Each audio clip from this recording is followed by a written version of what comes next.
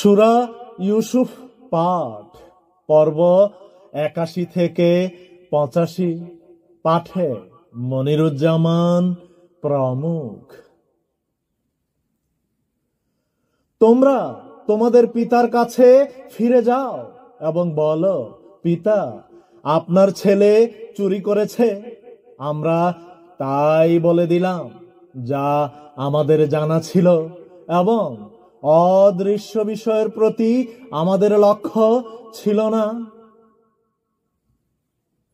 জিজ্ঞেস করুন ওই জনপদের লোকদেরকে যেখানে আমরা ছিলাম, এবং ওই কাফেলাকে যাদের সাথে আমরা এসেছি।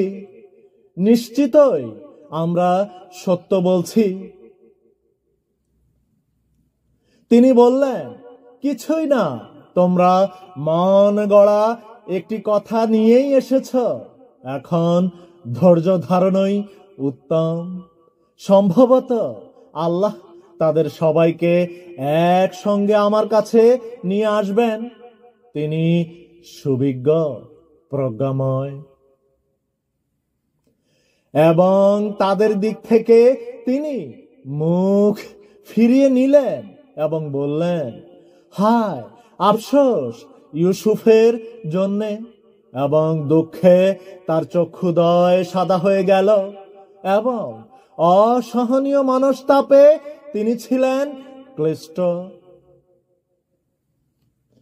তারা বলতে লাগলো, আল্লাহর কসম, আপনি তো ইউসুফের স্মরণ থেকে নিবৃত হবেন না, যে পর্যন্ত মরণপন্ন না হয়ে যান কিংবা মৃত্যুবরণ না করেন।